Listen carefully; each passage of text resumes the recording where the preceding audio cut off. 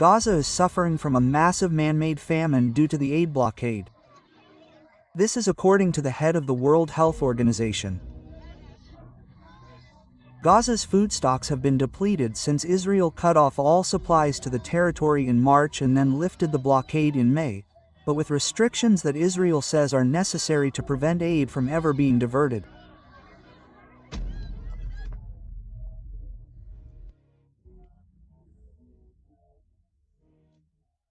Yet another killer on top of bombs and bullets. Starvation. We're now witnessing a deadly surge in malnutrition related. Since July 17th, severe acute malnutrition centers are full without sufficient supplies for emergency feeding.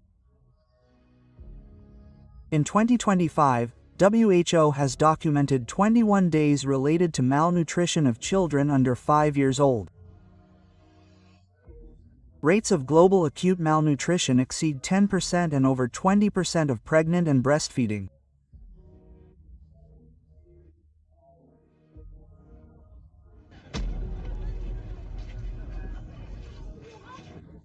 As a result, international aid agencies say only a fraction of what is needed is currently reaching the people of Gaza.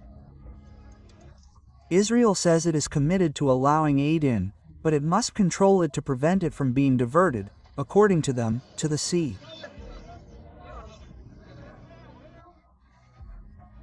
Netanyahu's government claims to have allowed enough food into Gaza during the war and blames the terrorists of the sea for the suffering of the more than 2 million people in the Gaza Strip.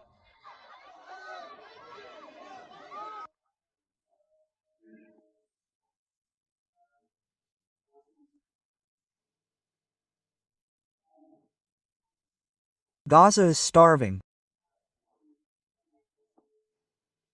I don't know what you would call it other than my starvation, and it's man-made, and that's very clear, and this is because of blockade, and I have said it in my statement, more than 80 days of blockade straight, and then of course there is opening now, but it's not enough and people are starving.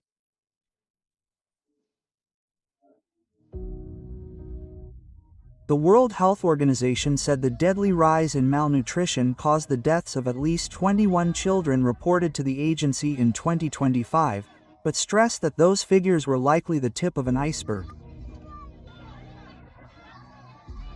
Its Secretary General said the United Nations and its humanitarian partners were unable to deliver any food for nearly 80 days between March and May, and that the resumption of deliveries was still insufficient.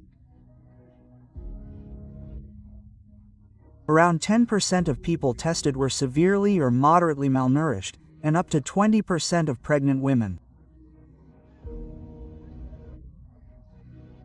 As the World Health Organization delivered its report, a representative of the medical organization Médecins Sans Frontières said the situation in Gaza was at a tipping point, with hunger and malnutrition widespread across the territory. We at the tipping point, the population has been absolutely amazingly coping with that situation, knowing that now 100% of the population is in need on top of all the rest of the need for mental health support.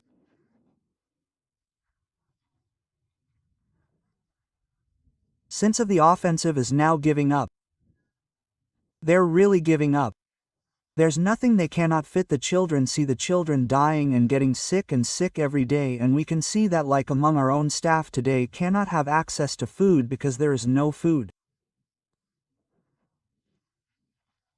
All the facilities are overwhelmed with the number of patients, and we can barely cope, considering on top of that staff is exhausted, and the limit that we have in terms of supplies in Gaza at the moment is really dropping in the ocean compared to the health of the population today.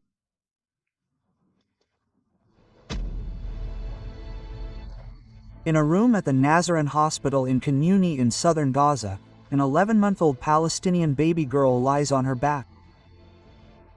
Her frail body is a stark illustration of the devastating impact of malnutrition. Her mother, Sela, holds her by the head. For her and her daughter, speeches are like late meals. The most important thing is that the people who are not interested in the subject are not interested in the subject.